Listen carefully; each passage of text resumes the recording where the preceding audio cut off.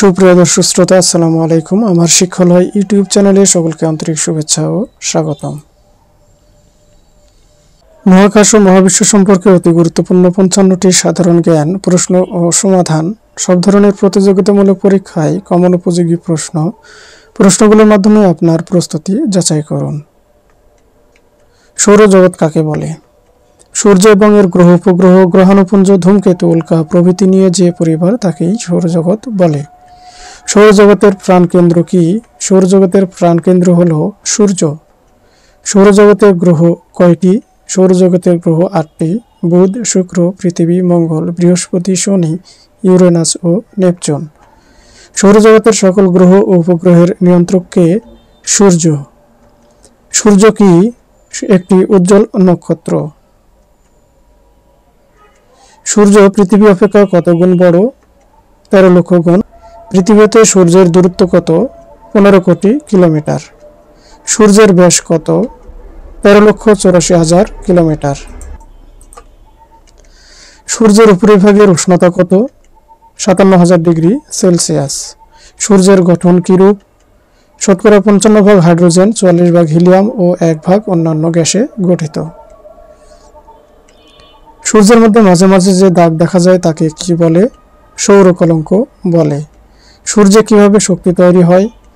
আণবিক শক্তি সৃষ্টির প্রক্রিয়ায় অনবরত হাইড্রোজেন থেকে হিলিয়াম ও সূর্য কত দিনে নিজ অক্ষের উপর একবার আবর্তন করে? প্রায় 25 দিন। সূর্য কি? সূর্য একটি মাঝারি আকারের হলুদ বর্ণের নক্ষত্র। সৌরজগতের সবচেয়ে গুরুত্বপূর্ণ জ্যোতিষ্ক কি? সূর্য। নক্ষত্র কাকে বলে? যেসব জ্যোতিষ্কের নিজের আলো আছে তাদের নক্ষত্র বলে। নক্ষত্র কি দিয়ে তৈরি? হাইড্রোজেন ও হিলিয়াম গ্যাস দিয়ে তৈরি। নক্ষত্রগুলো কি অবস্থায় রয়েছে? জ্বলন্ত গ্যাসপিণ্ড আকারে রয়েছে। দিনের বেলায় অন্যান্য নক্ষত্র দেখা যায় না কেন? সূর্যের প্রখর আলোর জন্য দেখা যায় না। নক্ষত্রদের মধ্যে দূরত্ব কিসের মাধ্যমে পরিমাপ করা হয়? আলোক বর্ষের মাধ্যমে।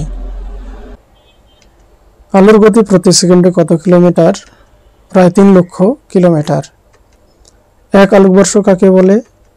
আলো প্রতি সেকেন্ডে যে দূরত্ব অতিক্রম করে, এই বেগে 1 বছরে আলো যে পরিমাণ দূরত্ব অতিক্রম করে তাকে 1 আলোকবর্ষ বলে। সূর্য থেকে পৃথিবীতে আলো আসতে সময় লাগে কত? 8 মিনিট 19 সেকেন্ড। দিনের বেলায় অন্যান্য নক্ষত্র দেখা যায় না কেন? সূর্যের প্রখর আলোর জন্য দেখা যায় না। নক্ষত্রদের মধ্যে দূরত্ব কিসের মাধ্যমে পরিমাপ করা হয়? আলোকবর্ষের মাধ্যমে পরিমাপ করা হয়।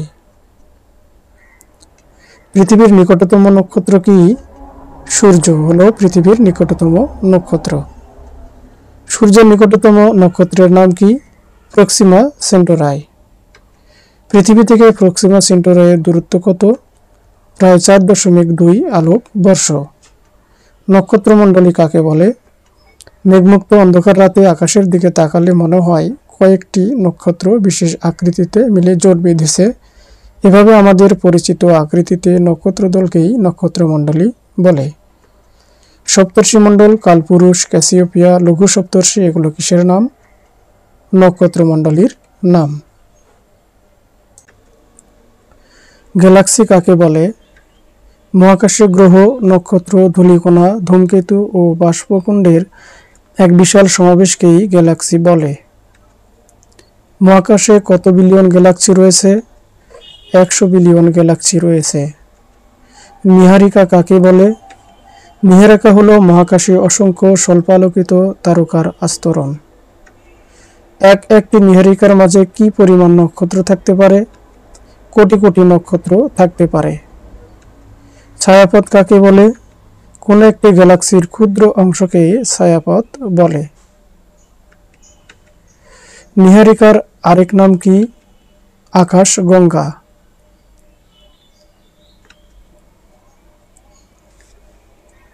সৌরজগৎ কিসের অন্তর্ভুক্ত?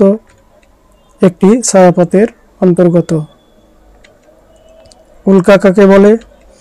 মহাশূন্যে অসংখ্য জড়পিণ্ড ভেসে বেড়ায়, যেগুলো অভিকর্ষ বলের আকর্ষণে প্রচণ্ড গতিতে পৃথিবীর দিকে ছুটে আসে এবং বায়ুর সংস্পর্শে এসে ঘর্ষণের ফলে জ্বলে ওঠে। তারা খোসা কি? রাতের মেঘমুক্ত আকাশে অনেক সময় মনে হয় যেন নক্ষত্র ছুটে যাচ্ছে বা কোনো নক্ষত্র যেন এইমাত্র খসে পড়ল। এই ঘটনাকে নক্ষত্রপতন বা তারাখসা বলে। তারাখসা আসলে কি?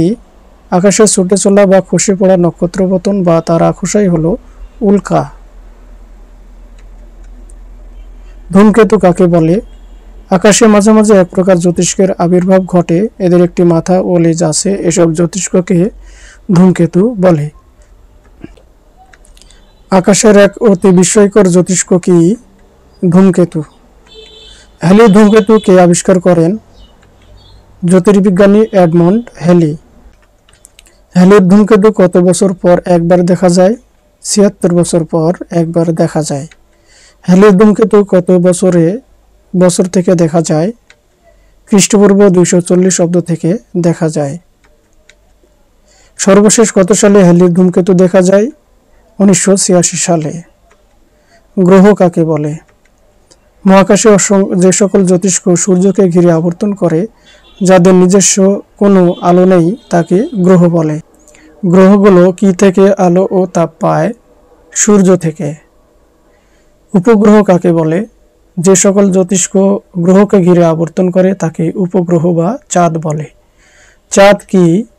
চাঁদ হলো পৃথিবী গ্রহের একমাত্র উপগ্রহের নাম। সকল গ্রহেরই কি উপগ্রহ আছে? না। কোন কোন গ্রহে উপগ্রহ নেই?